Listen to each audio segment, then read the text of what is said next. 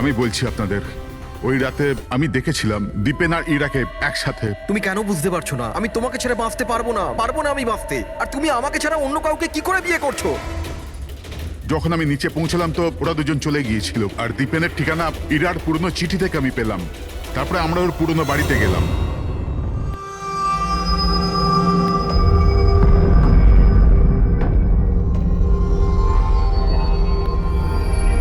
এ কি, দীপেন এখানে?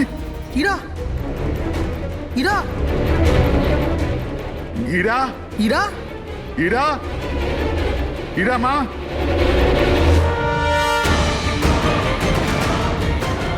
বাবা, এই দেখো দীপেন ওর ফোনে ওর মৃত্যুর কারণ লিখেছে। কি লিখেছে এখানে?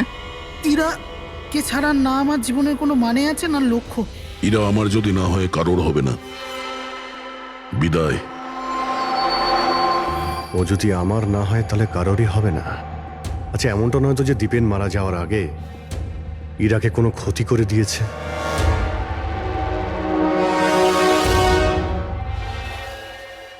হ্যাঁ পঙ্কজ, হ্যাঁ, দীপেনের বোন শালিনীর মোবাইল ফোন ট্র্যাক হয়ে গেছে।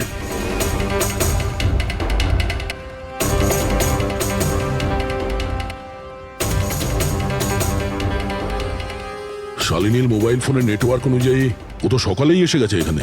হ্যাঁ, কিন্তু আমাদের ফোন তুলছে না কেন?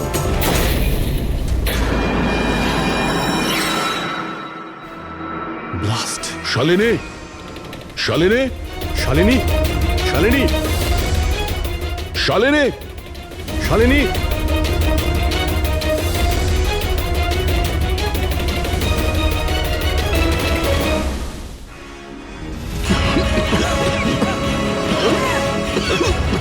শালিনী, শালিনী!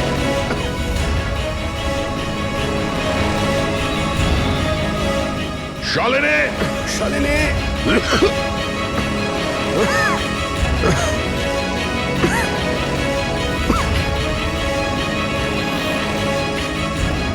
অভিজিৎ,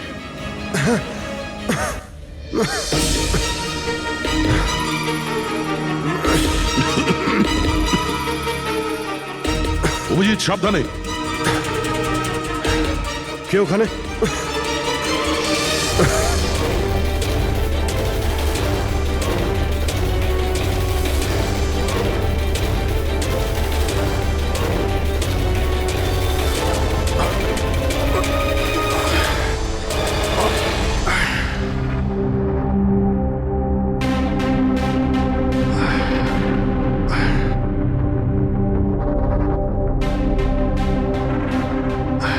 হ্যাঁ অভিজিৎ, দয়া, এবার চোখ ঠিক আছে?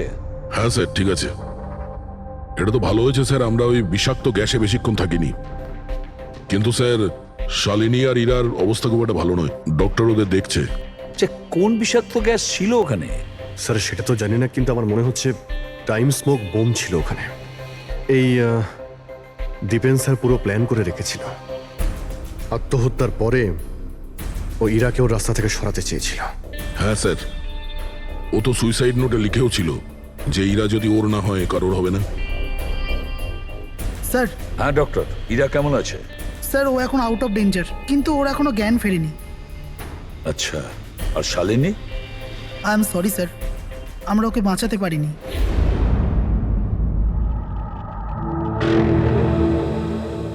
স্যার, স্যার এই দীপেন শুধু নিজের প্রাণ নেয়নি, বরং ওর বোনের মৃত্যুরও কারণ হয়েছে। সেটাই তো। হ্যাঁ শালুকে বলো। আচ্ছা ঠিক আছে, আমরা আসছি। কি হয়েছে স্যার? শালুকে বলছিল দীপেন আত্মহত্যা করেনি।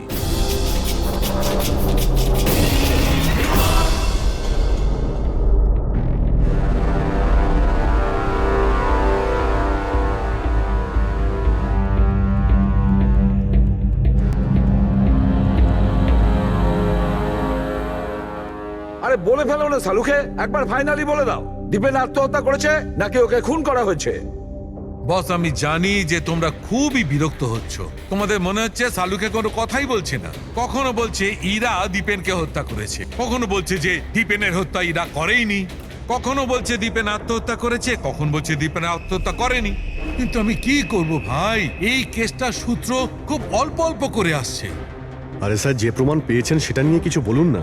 দেখো বস, যখন কোনো মানুষকে ফাঁসির দড়িতে ঝোলানো হয় আর যখন দড়িটায় টান পড়ে তখন ওর শ্বাস বন্ধ হতে থাকে, আর তখন সে শ্বাস নেওয়ার জন্য ছটফট করে, তার ঘাড়টা নড়তে থাকে, আর ঘাড় নড়ার কারণে ফাঁসটা চেপে বসে, আর ওর ঘাড়ের ঠিক পেছন দিকে ওই ফাঁসির দড়ির গিঁটের চিহ্নটা দেখা যায়।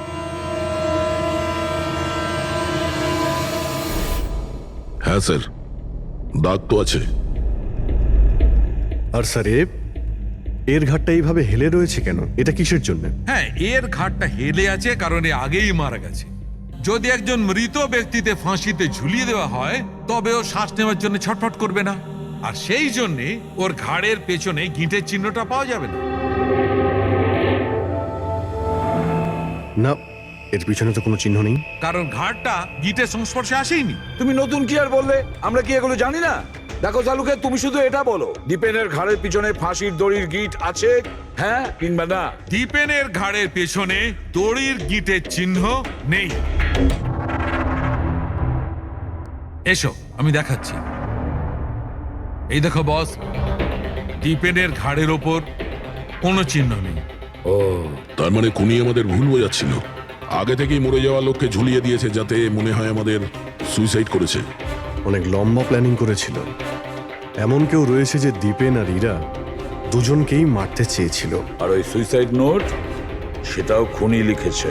হ্যাঁ স্যার, দীপেনের সুইসাইড নোট দীপেন নিজে লেখেনি। আমি এই মেসেজের অ্যানালাইসিস করিয়েছি একজন লিঙ্গুইস্টিক এক্সপার্টকে দিয়ে। ডক্টর সারিকা, এই লিঙ্গুইস্টিক এক্সপার্ট কি হয়? স্টাইলোমেট্রি নামের একটা শিল্প হয়।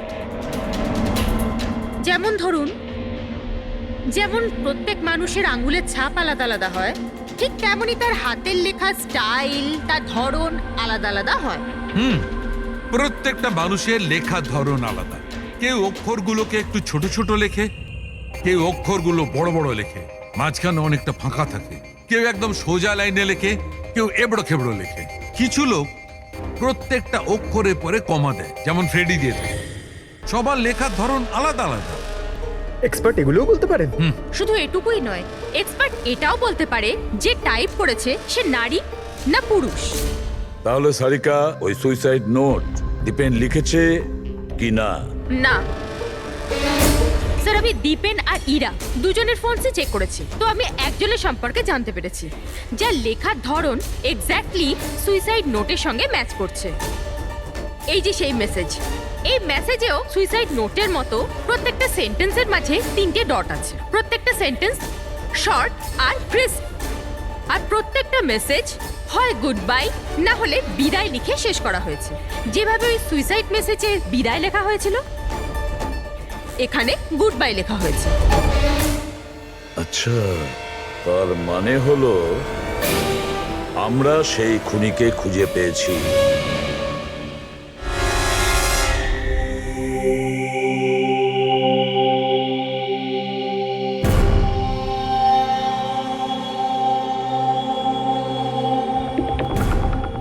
হ্যাঁ, হুমকি দিচ্ছি, কি করবি তুই?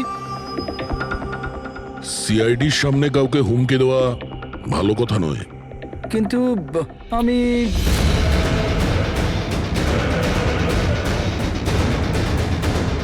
এই দাঁড়া!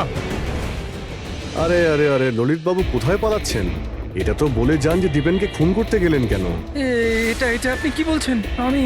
আমি কাউকে মারিনি। আচ্ছা, সত্যি কথা বলবি নাকি? বলবি নাকি মাথাটা ঠুকে দেবো নিচে? আমি মেরেছি। প্লিজ প্লিজ আমাকে নিচে নামো, আমাকে নিচে নামো।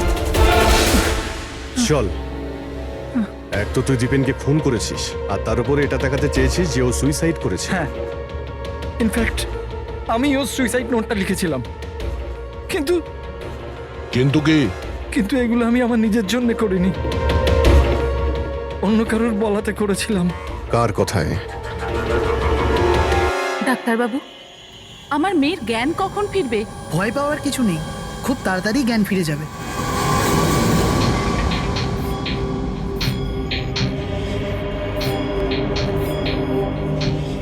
ললিত,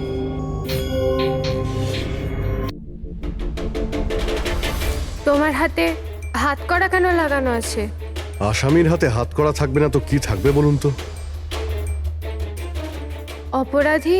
হ্যাঁ, এই অপরাধী নিজের অপরাধ স্বীকার করেছে ললিত। দীপেনকে এই মেরেছে।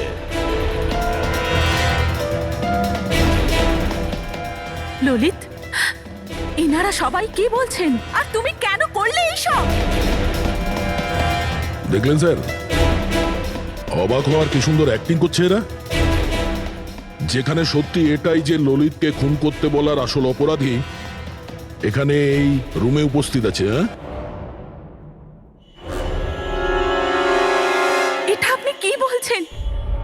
এখানে আমার মেয়ে জীবন মৃত্যুর সঙ্গে লড়াই করছে আর আপনি উল্টে আমাদেরই দোষী করছেন।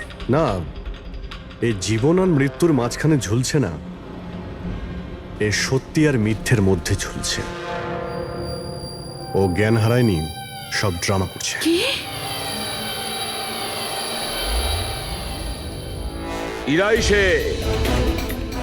ইরাই ললিতকে বলেছে দীপেনকে মেরে ফেলার জন্য। এ কি সব কথা বলছেন আপনারা? অবস্থা দেখুন এর। আপনাদের মনে হয় যে এ জেনে শুনে বিষের কন্ট্যাক্টে গেছে? স্যার, ইঞ্জেকশন লাগিয়ে দিই? হ্যাঁ হ্যাঁ, নিশ্চয়ই, তাড়াতাড়ি। এটা কিসের ইঞ্জেকশন লাগাচ্ছেন আপনারা? সত্যি কথা বলার, এই ইনজেকশনে একটা কেমিক্যাল আছে যেটা শরীরে যেতেই মানুষ সত্যি কথা বলতে শুরু করে।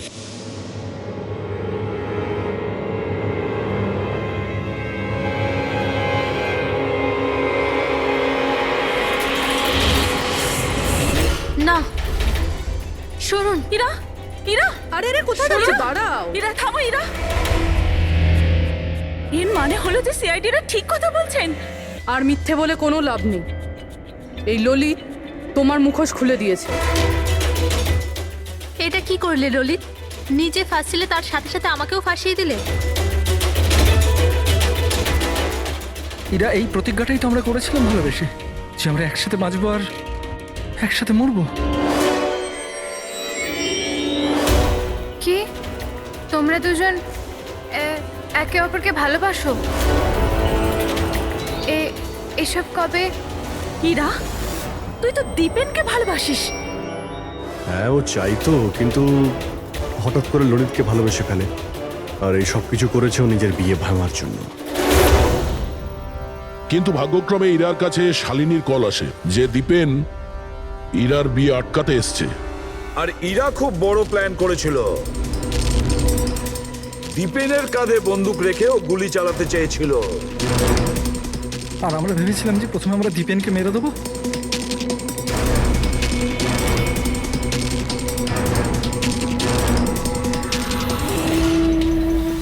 আর অনেক দূরে গিয়ে তোমরা ঘর বাঁধবে, কিন্তু ভুলে গিয়েছিলে তোমরা যে অন্যায়ের পথে কখনো সাফল্য আসে না। বুঝেছো? আমাদের প্ল্যান একদম ঠিকঠাক চলছিল, কিন্তু বাবা আর কার্তিক এসে আমাদের প্ল্যানে জল ঢেলে দিল।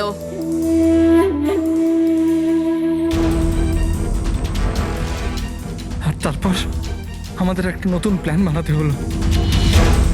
আর ওই নতুন প্ল্যানেও আমার মরার অ্যাঙ্গেলটা ছিলই। বোমের ব্যবস্থা হয়ে গেছে। তুমি বোম ঠিক করে চেক করেছো তো? হ্যাঁ হ্যাঁ, করে নিয়েছি। কিছুক্ষণের মধ্যে বোম ফেটে যাবে। আর লাশের বন্দোবস্ত করেছো? হ্যাঁ, অসুবিধা ছিল, কিন্তু কিছু টাকা দিয়ে ওই লাশটাও পেয়ে গেছি। ব্যাস, তাহলে হয়ে গেছে কাজ। আমি লাশকে আবার নিজের জামা কাপড় পরিয়ে দেবো, আর যখনই বোম ফাটবে তখন সবার মনে হবে যে দীপেনের সাথে সাথে আমিও মরে গেছি।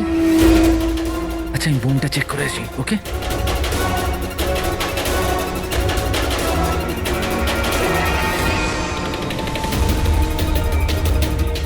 শালিনী,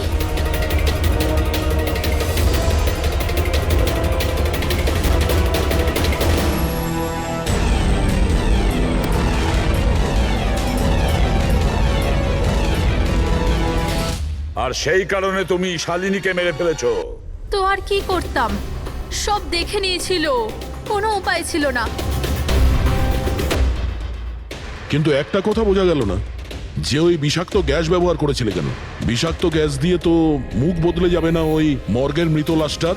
হ্যাঁ, তাহলে তুমি এটা কি করে ভাবলে যে আমরা ওটাকে তোমার লাশ ভাববো? আমরা বিষাক্ত গ্যাস ব্যবহার করতে চাইনি, আমরা ওই বাড়িটাকে বোম দিয়ে ওড়াতে চেয়েছিলাম। কিন্তু এই ললিত ভুল করে কি বোম নিয়ে এসেছিল যেটা ফাটলোই না, ফুস হয়ে গেল। আর এর আগে আমরা আর একটা বোমের ব্যবস্থা করতাম, আপনাদের গাড়ি আসার আওয়াজ আমরা শুনতে পেলাম, তখন আমাদের প্ল্যানটা চেঞ্জ করতে হলো। আর ও আমাকে ওখানেই বেঁধে চলে গেল, যাতে সবার মনে হয় যে অপরাধ আমি করিনি, আমার সাথেই হয়েছে। আর তারপর আমি বাড়ির অন্য একটা দিকে গিয়ে লুকিয়ে পড়লাম, যেখানে কোনো গ্যাস ছিল না। আর তারপর আমি ওখান থেকে প্রাণ বাঁচিয়ে পালালাম। আমরা এটা চাইছিলাম যে আপনাদের যাতে মনে হয় এই সমস্ত কাজকর্ম ডিপেন্ড করেছে।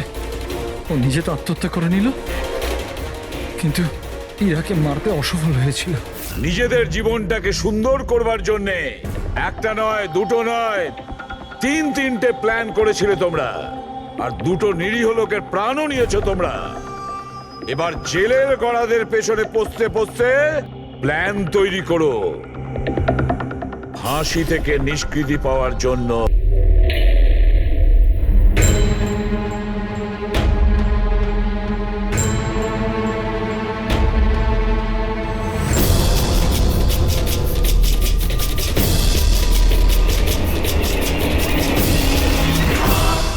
কার্তিক বাবা, তোমার বোনের বিয়ের প্রস্তুতি চলছে, কোনো বিষয় কোনো ধরনের যেন খামতি না থাকে। আরে তুমি কোনো টেনশন নিও না, আমি আছি তো, করে নেব।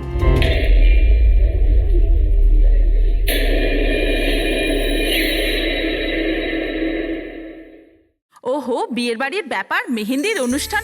আরে দাদা কি করছেন, তাড়াতাড়ি করুন, অতিথিরা তো এক্ষুনি চলে আসবে। আন্টি, তুমি কেন এত টেনশন নিচ্ছ? বিয়ের বাড়ির ব্যাপার আর আমার মেয়ের বিয়ে, টেনশন তো হবেই, তাই না? আমি ওর বেস্ট ফ্রেন্ড হই না? আমি ওর ভালোভাবে খেয়াল রাখ। তুই তাড়াতাড়ি যা, ওর তোকে দরকার হতে পারে। আরে দাদা, ওটা ওখানে নয়, এখানে রাখুন। হ্যাঁ,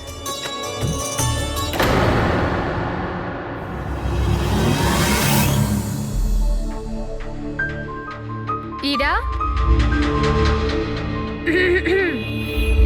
কোথায় হারিয়ে গেছিস? হ্যাঁ, চল, অনেক কাজ বাকি।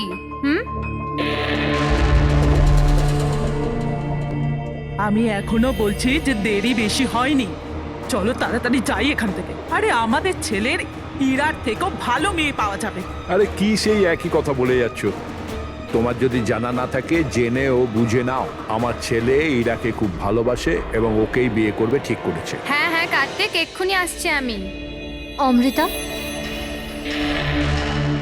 কি হয়েছে?